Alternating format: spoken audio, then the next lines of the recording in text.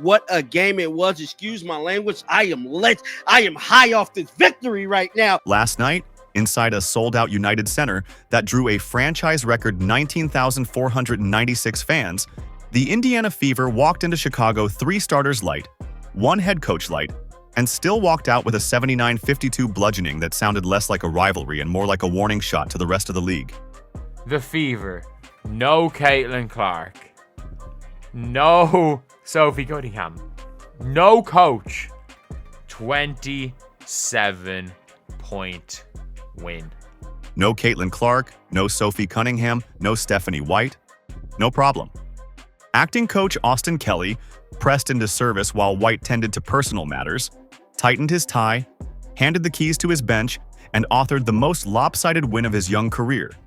Indiana never trailed for a single second, built a 30-point cushion, and improved to 4-4 on the season while Chicago slid to 2-5.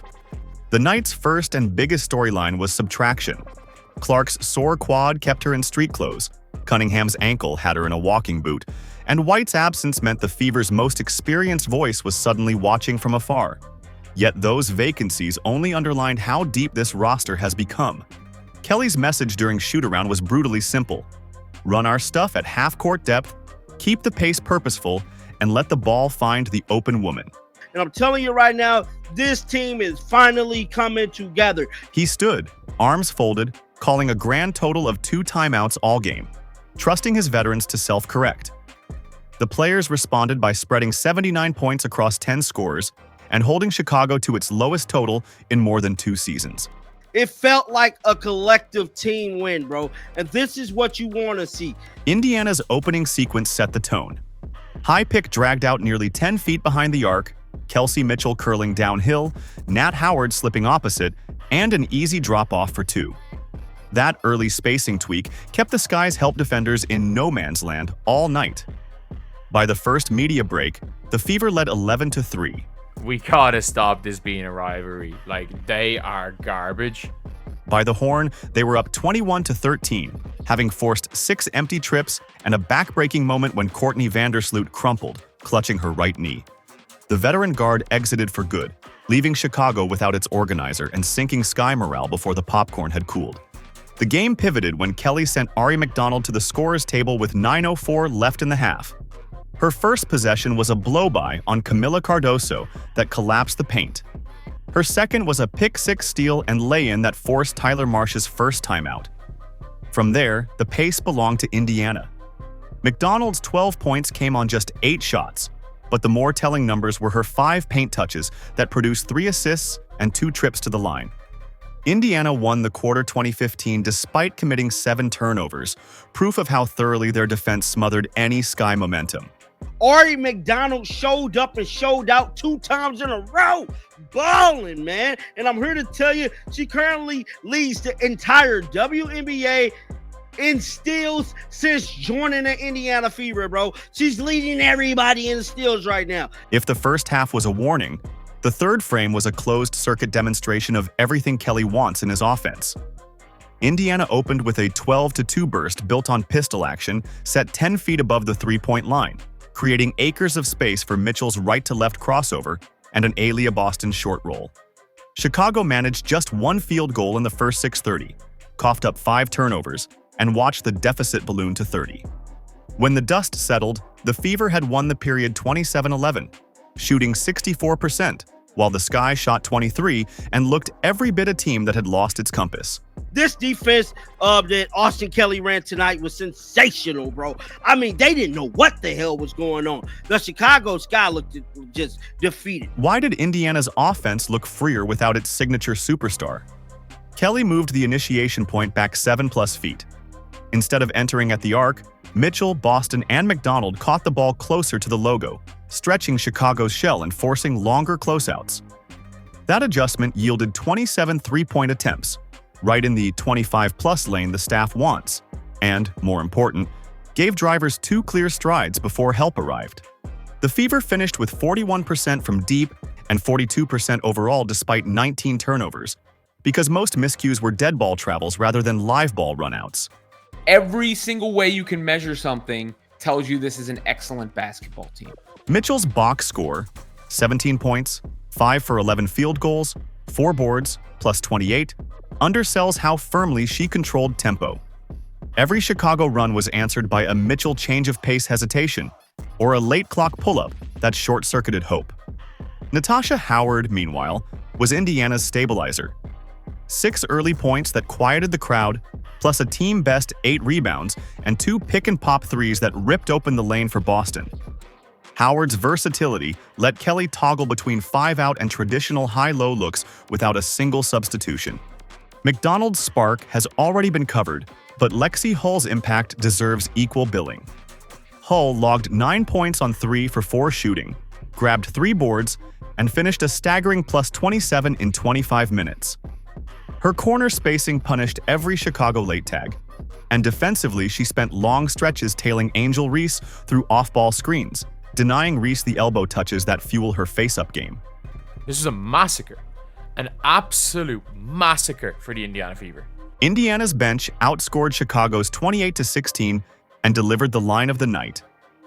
In the 21 minutes DeWanna Bonner sat, the Fever were plus 28. Depth wins back-to-back games in this league. Indiana has finally found it. They're finding their groove. They're finding their chemistry. And if they can translate and keep that defensive energy alive and become a truly top defensive team, there's no question in my mind they're going to be a top offensive team as well. And what happens when you put those two things together? You're one of the top teams in the WNBA. The raw numbers are brutal. Chicago shot 31% from the floor, 16% from 3, and managed just 0.71 points per possession. Angel Reese finished with 4 points on 2 for 7, her lowest output as a pro. The gap between Angel Reese and Aaliyah Boston, there's a Grand Canyon gap between Angel Reese and Aaliyah Boston. Don't even get it started between Angel Reese and Caitlin Clark. Camila Cardoso and Rebecca Allen tied for the team lead with 8 points apiece. But box scores don't capture how suffocating Indiana's switching really was. Kelly trusted Boston and Howard to sit in a shallow drop, which dared Chicago's guards to pull up. A shot Haley Van Lith and Kia Nurse simply did not have. When the Sky tried to go small, Indiana matched with Hull at the 4 and McDonald at the 1, turning every dribble handoff into a trap. The Sky recorded just 8 fast break points all night, a season low. Because the Fever have dominated the Sky, and I guess you could say the Sky is falling. Vandersloot's knee injury looked ominous, and if imaging confirms a long-term absence, Chicago's already thin playmaking depth becomes a canyon. The Sky cannot sign a hardship deal until they fall below 10 available players, which means waiving someone to gain relief. Cut a rookie on a protected deal? Cut a vet and eat salary? None of the options are good, especially with their 2026 first-round pick already owed to Minnesota. The Minnesota Lynx own the Chicago Sky's draft pick. It is rough sledding for the Sky. At 2-5, with the Liberty and Aces looming, the season is teetering, and Reese's struggles only amplify the noise. Sunday's headlines across Chicago radio were blunt. Is the Sky falling? The answer, at least right now, is undeniable. Indiana is now 2-2 without Caitlin Clark, and the locker room mood has flipped from survival mode to quiet swagger. Boston spends post-game discussing help side rotations instead of shots. Mitchell jokes about box-out assignments, and McDonald's veteranship, yes, that's what teammates are calling it, has created a second unit that hunts advantages instead of merely resting starters.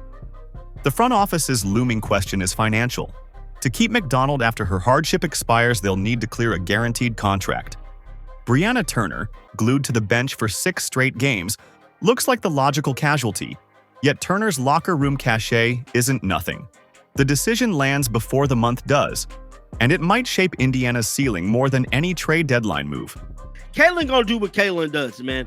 Even though she ain't playing, people still gonna come out to see her just to even get a glimpse of Caitlin, bro. Look at this. She ain't even playing, and she's showing fan love, bro. How could you hate Caitlin Clark?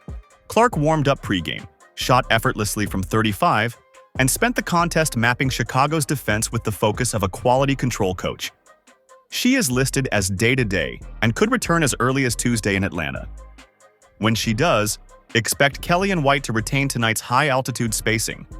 That means more situations where McDonald and Clark share the floor, McDonald busting press, Clark operating off movement, and Mitchell sliding to an off-ball predator role that makes Indiana lethal in 14-second possessions.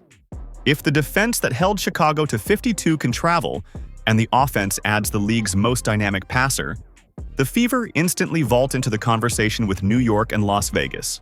But I'm telling you, right, I'm just happy, man. And I really hope everybody else is happy as well, because just like I stated, what a time this is being an Indiana Fever fan, man.